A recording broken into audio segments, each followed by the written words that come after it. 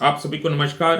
हम सब नेचुरोपैथी का प्रैक्टिस करते हैं और नेचुरोपैथी में प्राकृतिक चिकित्सा में आहार ही औषधि, इसी आधार के ऊपर हम ट्रीटमेंट भी देते हैं। और नेचुरोपैथी हॉस्पिटल में जो भी पेशेंट आते हैं उनको हम आहार के बारे में जानकारी देते हैं और प्राकृतिक आहार हम देते हैं। तो आज हम देखते हैं इतने आहार, नेचुरल आहार लेने के बावजूद भी कई प्रकार के रोग, सडन ब्लड कैंसर हो, डायबिटीज हो, हार्ट अटैक हो, ये बढ़ते ही जा रहे हैं। तो एक अनुसंधान में ये सामने आया है कि आहार के कारण भी कई बीमारियां इस प्रकार के हो रहे। तो इसी विषय को चिंतन मंथन करने के लिए Gujarat natural farming university INO और national centre for natural and organic farming agriculture ministry का एक ऑटोनोमस बॉडी है और आयुष मंत्रालय के सहयोग से ये कार्यक्रम वडोदरा के हालोल में दिनांक 19, 20, 21 दिसंबर को एक कार्यक्रम कर रहे हैं। 19 तारीख को शाम तक आप आ सकते हैं या 20 तारीख को सुबह भी पहुंच सकते हैं। और इस कार्यक्रम में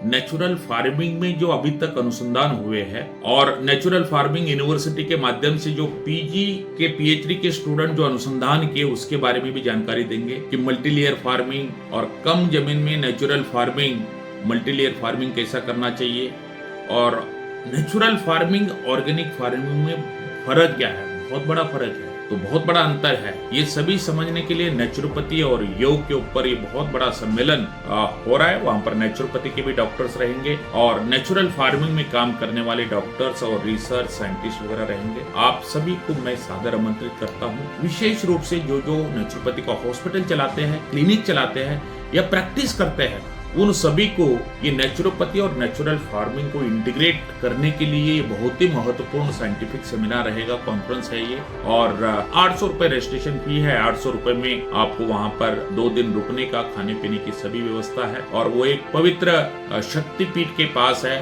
पावागढ़ शक्तिपीठ वर्ल्ड हेरिटेज सेंटर है पास में और स्टैच्यू ऑफ यूनिटी वहां से बहुत पास है। तो आप सभी इसका भी आनंद, टूरिस्ट का भी आनंद ले सकते हैं और बहुत बड़ा नॉलेज प्राप्त कर सकते हैं। तो आप सभी को मेरा निवेदन है, INO के जितने भी मेंबर हैं, अभी तक 200 रजिस्ट्रेशन हो चुके हैं। तो अलग अलग स्टेट के लोग आप आएंगे तो आपको बहुत कुछ सीखने को मिलेगा। आप सभी सादर आमंत्रित है। और मेरे इस वीडियो के साथ साथ माननीय प्रधानमंत्री जी और माननीय राज्यपाल आचार्य देवव्रत जी का भी नेचुरल फार्मिंग के बारे में छोटा सा वीडियो मेरे साथ ही जोड़ के आपको दे रहे।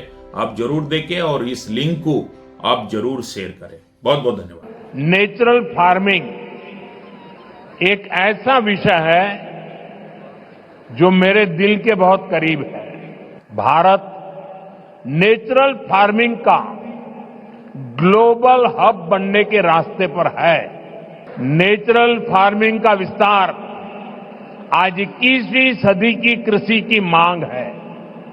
बीते कुछ सालों में मांग बढ़ने के कारण खेतों में एग्रीकल्चर से जुड़े कई सेक्टर्स में केमिकल्स का इस्तेमाल तेजी से बढ़ा है। केमिकल फर्टिलाइजर्स और पेस्टिसाइड्स के ज्यादा इस्तेमाल के कारण सॉइल फर्टिलिटी गिर रही है, सॉइल मॉइस्चर पर असर पड़ रहा है और इन सबके साथ फार्मिंग की कॉस्ट पर हर साल वो बढ़ती ही जा रही है। इसका सॉल्यूशन क्रॉप डाइवर्सिफिकेशन और नेचुरल फार्मिंग से ही संभव है। हमारी मिट्टी की फर्टिलिटी और क्रॉप में न्यूट्रिशनल रिवाइवल के लिए हमें नेचुरल फार्मिंग के रास्ते पर बढ़ना ही होगा। भारत के किसान प्राकृतिक खेती की परंपराओं जैसे पंचगव्य, जीवामृत, बीजामृत, आच्छादन आदि को निरंतर अपनाए हुए हैं। ये परंपराएं मिट्टी का स्वास्थ्य बेहतर रखती हैं, फसलों को केमिकल मुक्त रखती हैं और इनपुट कॉस्ट बहुत कम कर देती है कि आप 1 एकड़ 1 सीजन से शुरुआत करें। यानी आप एक सीजन में 1 एकड़ भूमि पर अपने खेत में 1 एकड़, एक कोने में नेचुरल फार्मिंग करके देखें। वहां से जो नतीजे मिलेंगे उनके आधार पर आप दूसरे साल और ज्यादा करें, तीसरे साल और ज्यादा करें और आप आगे बढ़े। जब हमारे किसान का पारंपरिक ज्ञान, विज्ञान की ताकत और सरकार का समर्थन तीनों जुड़ जाते हैं तो किसान भी समृद्ध होगा और हमारी धरती मां भी स्वस्थ रहेगी। आज अभियान पूरे देश में माननीय प्रधानमंत्री जी ने प्राकृतिक खेती को राष्ट्रीय प्राकृतिक कृषि मिशन बना दिया और पूरे देश में अभियान चलाया गया है। किसानों को प्रेरित किया जा रहा कि भाई आप इस जहर वाली खेती को छोड़ो और वो गो आधारित गोमूत्र और गाय के गोबर छान से जो खेती थी उसकी ओर बढ़ो, ताकि हमारी धरती मां जहर मुक्त हो सके। धरती के पास कुछ बचा ही नहीं जो दे पाए, सब बंजर हो गई। केचुआ, अर्थवारम, सूक्ष्म जीवाणु, मित्र की सब मार दिए जहर के द्वारा। ऐसे ऐसे केमिकल किसान डालते हैं जिनसे सांप भी मर जाता है। हम कैसे बचेंगे? सब स्लो पॉइजन बच्चों में जा रहा।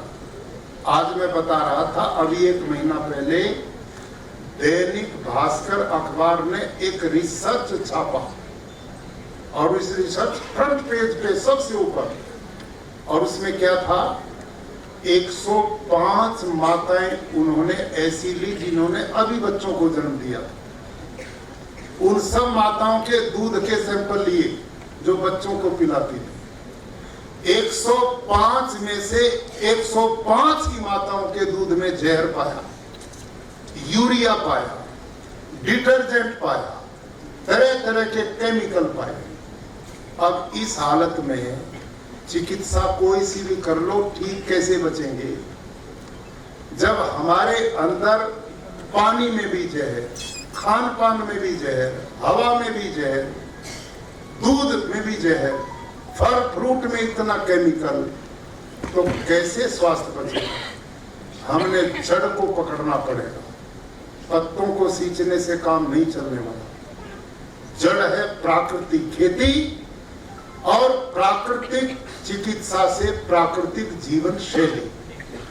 ये दोनों जब हम बराबर चलाएंगे तो इस मिशन में पूर्ण रूप से सफलता मिलेगी। प्राकृतिक चिकित्सा, इससे बढ़िया जीवन शैली कोई है नहीं। आज सब बच्चे बीमार हो रहे हैं, बिना आयु छोटे छोटे बच्चों के हार्ट अटैक हो रहे हैं, छोटे छोटे बच्चे कैंसर से जूझ रहे हैं। 20-30 साल पे हार्ट अटैक आके खड़ा हो गया। ये सब जीवन शैली की बर्बादी है। ना सोने का समय, ना खाने का समय, और क्या खाना ये पता ही नहीं। सब बाजारी चीजें पुरानी खाई जा रही। ये सारा जीवन दर्शन आप दे सकते हैं समाज। आप ही वो महानायक बनोगे जो ऐसी प्रथाओं को बंद करके पुनः अपने महापुरुष भारतीय परंपरा की ओर लेकर के जाओ। हमारा आयुर्वेद, हमारी प्राकृतिक चिकित्सा, हमारी जीवन शैली, हमारी प्राकृतिक खेती, हमारे वही जीवन मूल्य जब दोबारा अपनाएंगे तो हम भारत को स्वस्थ बनाएंगे, और स्वस्थ भारत, स्वस्थ शरीर में ही स्वस्थ मन और आत्मा रहते हैं। जैसा अन्न वैसा ही मन।